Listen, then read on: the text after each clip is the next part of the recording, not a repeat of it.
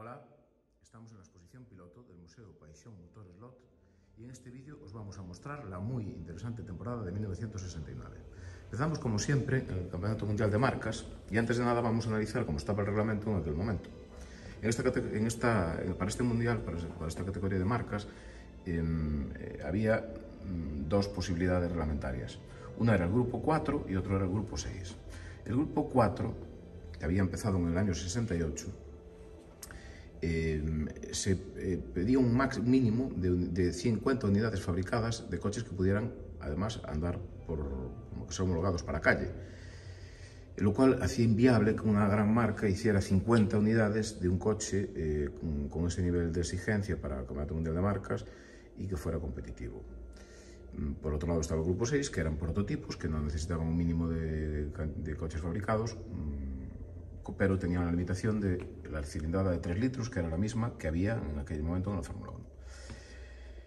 Entonces, ¿qué pasa? En el grupo 4 sí aparece la posibilidad de que Ford, que había fabricado desde el año 64, había empezado a fabricar los Ford GT40 y que finalmente con ellos versiones especiales ganaron las 24 horas de Le Mans, el 66 y el 67, pero con versiones, digamos, aumentadas y con un reglamento muy permisivo que permitía introducir motores, siempre que fueran de la misma marca, de hasta 7.000 centímetros cúbicos. Esto se pretende cortar en el 68 con ese reglamento del grupo 4 y, no obstante, el coche de serie, el GT40 de serie, se había fabricado en las suficientes unidades y se homologa. El equipo Wire se da cuenta de que hay esa posibilidad de homologar el GT40 de calle para ese grupo 4 y efectivamente acaba incluso ganando los 24 horas de Le Mans del 68. Además de eso también estaba el Lola T70, que era un prototipo pensado para clientes, era un coche de carrera cliente que podía llevar muchos tipos de motores, pero que se había fabricado en mucha cantidad para distintas disciplinas y también se homologó como grupo 4. Después, como grupo 6, estaban los Porsche 908 y los Ferrari 312P, que se hacen específicamente para esta temporada y que ni siquiera llegan a votar en la primera carrera porque no llegan a tiempo. ¿Qué pasa? Que también para esta temporada el grupo 4 se anuncia una reducción de, en vez de 50 unidades, 25, y tanto Porsche como Ferrari anuncian que para la siguiente temporada del 70 sí harán esa serie de 25 coches, pero en esta temporada tienen que seguir con los grupos 6, con los prototipos. El que más prisa se da en fabricar el grupo 4 con esas 25 unidades es Porsche, que ya empieza con el proyecto este año e incluso llega a debutar con él, que es el 917, a lo largo de la temporada, aunque realmente no se convierte en un coche eficaz hasta el año siguiente, como veremos. Bueno, vamos viendo cronológicamente esta temporada y vemos que empieza la temporada en Daytona. Como decimos, el Ferrari no llega a tiempo con su 312P, sí llegan los Porsches, y en esta carrera pues está Porsche, está Ford con el GT40, pero se convierte en una carrera de eliminación y acaba ganando su única carrera del Mundial de Resistencia, su única victoria en el Mundial de Resistencia, el Lola T70, en este caso la variante más evolucionada, que era el 3B. Ahí lo tenemos, precioso, con los colores de Sunoco y pilotado por Marty Onagio, nada menos. Gran victoria en Daytona en este coche. De segundo queda otro Lola T70, aunque en una versión anterior. Vemos que el frontal es un poquito diferente. Y de tercero queda un GT, porque como hay tantos abandonos, acaba quedando de tercero un Pontiac Firebird. Ahí lo tenemos, número 26. Y detrás vemos otro Lola T70 que eran regimiento, porque era un coche para privados, y en todas las carreras del año 69 aparecen Lolas en gran cantidad. Aquí tenemos las 12 horas de Sebring, donde debuta por fin el Ferrari y está a punto de ganar, al final queda de segundo, y gana los GT40, los Ford. Aquí tenemos, que no los tenemos en miniatura, aquí tenemos el mismo coche que había ganado en Daytona con la decoración de Sebring, con los faros protegidos para el momento del día, donde todavía nos hace de noche, y los faros hay que protegerlos de alguna manera para que funcionen bien de noche. Y ahí tenemos una incursión de un equipo español, de la escudería CS, con Alex Soler-Roig, que hace una incursión en Sebring con este coche muy bien reproducido. Ahí lo tenemos también.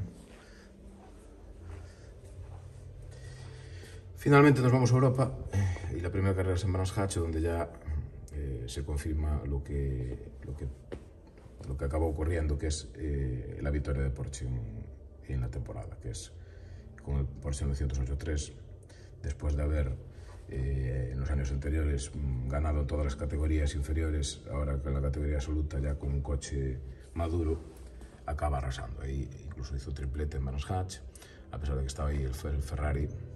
El número 60 es el Ferrari 312P, una configuración muy bonita, toda llena de spoilers aerodinámicos para un circuito tan complicado, tan ratonero como Brands Hatch, donde se necesita mucho apoyo aerodinámico. Ahí tenemos también el número 58, que es un intento de Ford para hacer un prototipo de Grupo 6, que al final acabó resultando fallido porque se encargó a un equipo privado, a Alan Mann, el desarrollo, y bueno, que al final pues Ford perdió interés por esta disciplina y no se planteó seguir en el Grupo 4 para el año siguiente, y que era digamos el que al final se iba a acabar imponiendo, porque los Grupos 6 peleando con los Grupo 4 de 25 unidades no era viable. Ahí tenemos el P68, Ford P68, que se llama así, en una versión además con un alerón, como veremos es un alerón típico de este año, sobre montantes. Vemos que está en la misma línea del eje trasero, porque ese alerón actuaba sobre las suspensiones, al igual que en la Fórmula 1, como veremos ahora. Luego tenemos en Monza, los 1000 kilómetros de Monza, donde Porsche, aparte de usar los 908 descubiertos, el 908-2, también utilizaba los coupés, digamos con cola larga, para circuitos muy rápidos como Monza, y también los utilizó en Le Mans. Ahí vemos el victorioso en Monza. Después vamos al Targa-Florio, coto cerrado de Porsche, con una armada de 4 908, y ahí detrás un 907 de la escudería Martini. Eran legión y arrasaban.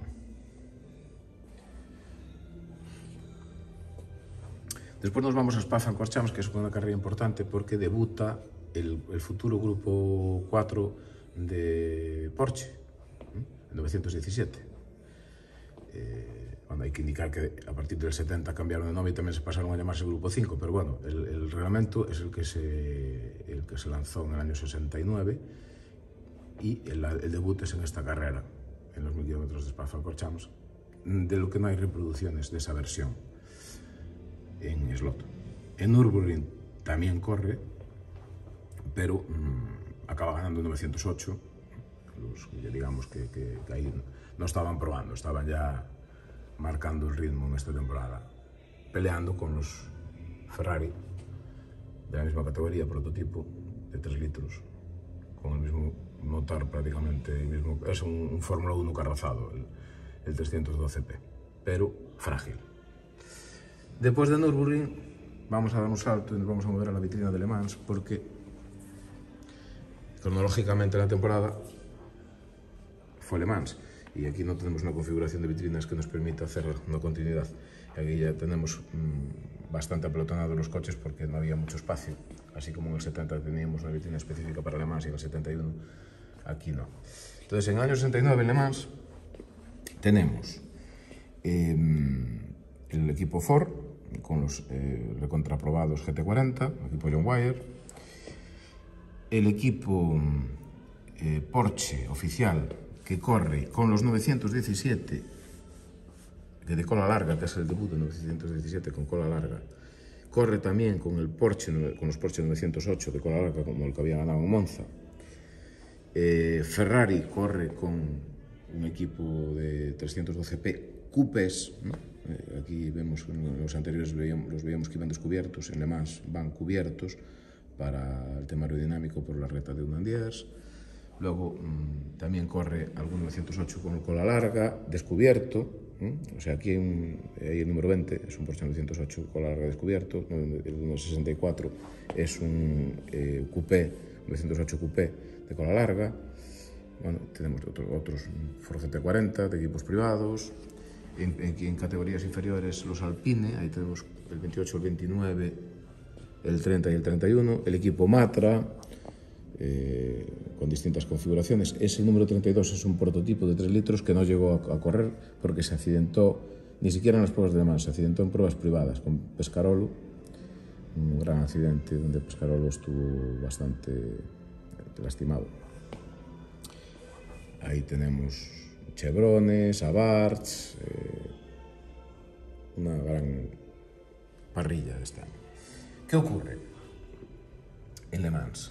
Acaba ganando el Ford GT40 otra vez, el número 6, concretamente, que además había sido la misma unidad que había ganado el año anterior en Le Mans. El mismo coche y la misma unidad. Es la única vez que la misma unidad gana 2 veces Le Mans. Los Porsche 917, que venían a ser llamados pues ya los monstruos para vencer la categoría absoluta, pues tienen problemas pues, por configuración aerodinámica, son muy inestables, son muy difíciles de conducir, a tal punto de que el número 10, que era un privado, se le confió al equipo de John Wolf, pues tiene un accidente en las primeras vueltas y se muere el piloto, John Wolf. En la zona de la Maison Blanche tiene un buen accidente y el coche queda partido por la mitad, un desastre.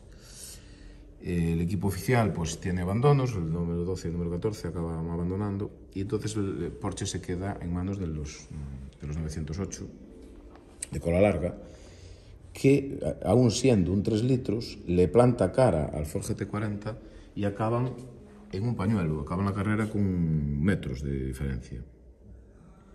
Es la primera o la segunda, junto con la de Le Mans en 2011, en la que hay menos distancia entre el primero y el segundo.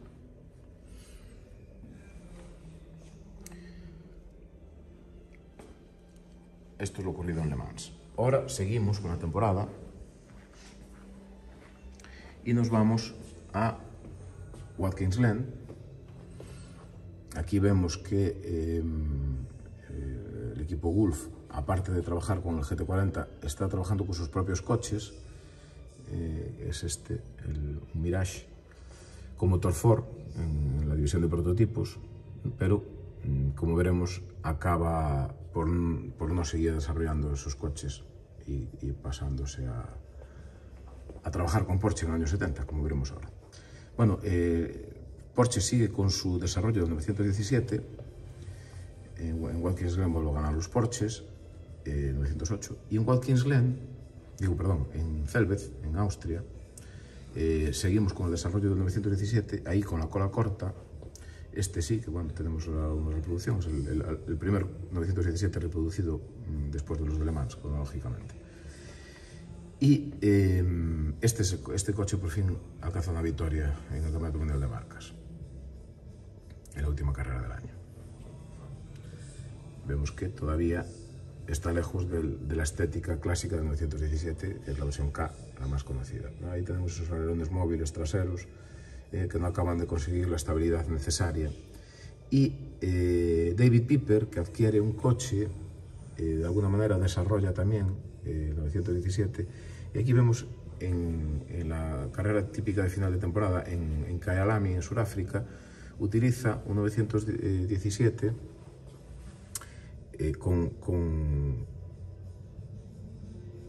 al que se le pone un suplemento trasero. Vemos que es muy parecido a este de Austria, pero tiene un suplemento trasero que hace que la cola se levante y ya se parezca un poquito en el perfil a lo que sería el K, que acaba de desarrollar entre el equipo Wire y la marca oficial. El equipo Wire anuncia que va a trabajar con Porsche también a final de año, y para presentarlo utilizan uno de los coches de Le Mans pintado con los colores Gulf, que nunca llega a correr, simplemente se utiliza para ese anuncio. Entonces tenemos aquí ya para el futuro, para el año 70, el acuerdo entre Gulf, el equipo Wire, Gulf y Porsche, y el desarrollo del 917 acercándose a lo que será el 917K. Aquí tenemos otro T70, lo que decíamos de la presencia en muchas carreras en estos años. Y aquí tenemos un coche japonés que se estaban desarrollando sus propios campeonatos, también un grupo 6.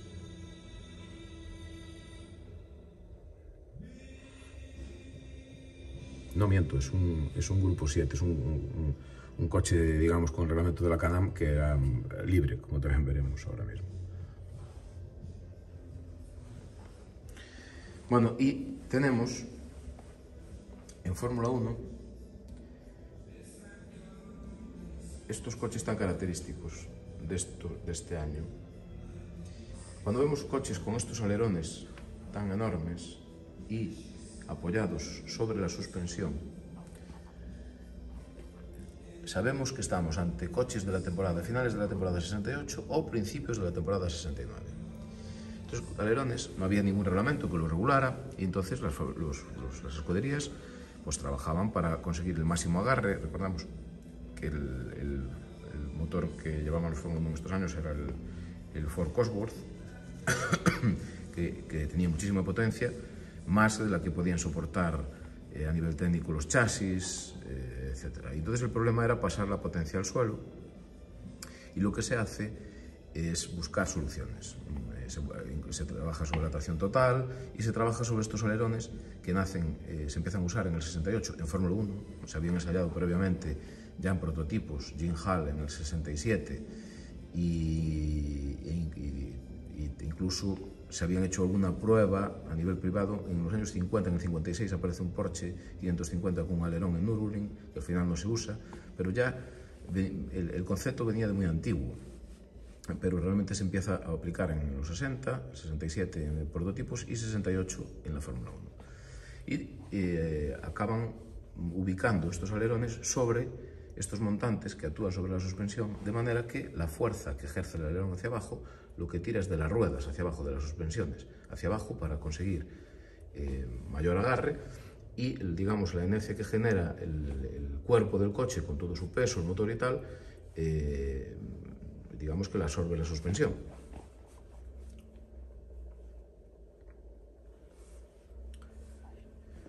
Entonces, ¿qué ocurre? Cada vez se hacen alerones más grandes. En finales del 68 pues ya eran enormes, pero en el 69, ya en la primera carrera, en Sudáfrica, aparecen pues coches con alerones de delante y atrás, y cada vez más grandes, incluso alguno con articulaciones centrales para absorber todos los problemas. Aquí vemos una fotografía de un alerón que ya está doblado, no es que tenga una articulación, es que se dobló. Bueno, pues ¿qué ocurre? En el segundo Gran Premio de la temporada, en Montjuic, en Barcelona, los coches aparece Lotus con unos alerones todavía más grandes de los que se habían utilizado hasta ese momento, gigantescos, muy altos y muy anchos. Y a lo largo que pasan las vueltas, en Montjuic, recordemos, ahí en la parte de arriba del circuito, esto es Montjuic, a ver si lo ubicamos bien. Esto es la fila de Barcelona y el circuito es alrededor de toda la fila. La parte de arriba, que es al lado del estadio, es la zona más alta, y justo ahí, al pasar el estadio, empieza a bajar otra vez hacia la zona más baja. Y hay un cambio de rasante muy grande. Ahí los Lotus, bueno, todos los coches pegan más altos históricamente, pero los Lotus con estos alerones gigantescos lo que hacían es que iban doblando, al bajar las dos ruedas, haciendo una V invertida. El alerón quería copiar esa V y se iba doblando. Y aparecen ya en las primeras vueltas los alerones doblados y acaban rompiendo en las vuelta 4, 5, 6, por ahí. Primero uno y después el otro. Y con sendos accidentes en los que Jochen Rindt se lastima bastante, y bueno, se empiezan a cuestionar estos alerones. En el siguiente Gran Premio, en Mónaco, en los entrenamientos, este coche es los entrenamientos de Mónaco, este McLaren, pues se reúnen todos los equipos y deciden no utilizarlos en carrera. Ya ves, aquí tenemos McLaren, aquí tenemos Brabham, no tenemos Lotus con esos alerones tan gigantescos porque yo creo que los fabricantes de miniaturas no le cabrían la caja. Entonces, bueno, tenemos estos como ejemplos.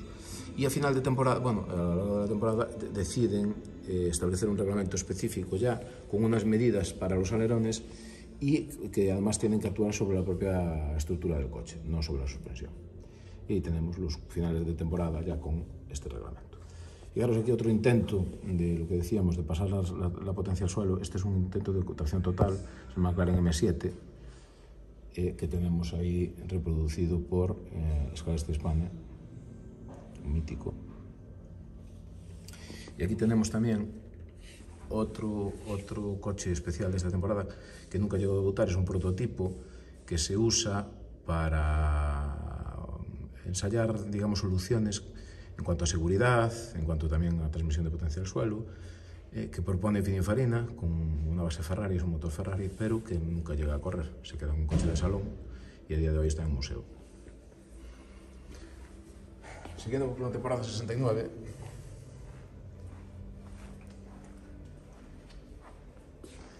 vimos otras carreras de prototipos de final de temporada. Hay los 12 horas de Barcelona, el Campeonato de España de Sport Prototipos, carreras menores, sabéis cantidad de Lolas T70. Ahí vemos un coche del equipo de la escudería Montjuïc con publicidad de Tergal. Y aquí vemos la Can-Am. Lo mismo, la Can-Am se corría en la segunda mitad del año, y aunque en la Fórmula 1 ya habían eliminado los alerones sobremontantes, en la Can-Am todavía se siguieron permitiendo. Vemos que los alerones están en la misma línea de los ejes traseros, con lo cual están actuando sobre las suspensiones. Atraviesan la carrocería, esas barras, y actúan sobre las suspensiones. Aquí tenemos pues, McLaren, Ferrari, Chaparral con este 2H, que es un engendro, también con un intento de llevar la aerodinámica al extremo, de que todo el coche sea una cuña.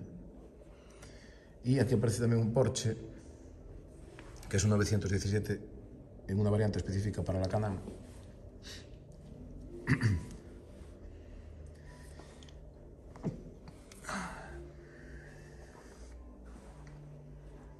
Tenemos Shadow, la Can-Am con este reglamento tan libre, el Grupo 7 que decíamos antes con ese Nissan que veíamos, son coches que prácticamente no tienen limitaciones y llegan a tiempos de Fórmula 1 en circuitos homólogos, llegan a los tiempos o incluso superiores que los Fórmula 1 contemporáneos. Bueno, nos vamos a otras categorías de turismo. Aquí tenemos la Trans Am, los pony cars que empezaban a tener muchísimo éxito comercial en Estados Unidos. Eran coches pony cars, eran coches pequeños. Un pony es un caballo pequeño, entonces un pony car es un coche pequeño. Para el mercado americano estos eran coches compactos, pensados para los jóvenes. Recordemos que había mucha juventud en Estados Unidos en esa época, los hijos del baby boom posterior a la Segunda Guerra Mundial. Y claro, las marcas tenían que hacer publicidad de esos coches y ahí se ideó este campeonato Trans Am, que en los años 70 llega al culmen, estamos en el año 69. Y aquí tenemos los coches de la NASCAR, el campeón de ese año número 17, es un Ford Gran Torino. Un Ford Torino Talladega, perdón. Tenemos Dodge Charger.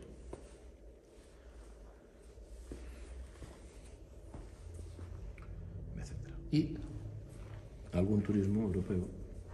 Aquí tenemos dos participantes en el Rally Monte Carlo, un Ford Escort, un Renault 8 y un Abarth.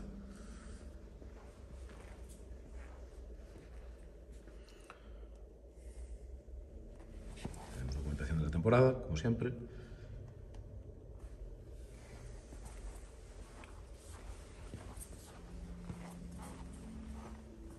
Bueno, y con esto damos por cerrado el vídeo de 1969. Gracias.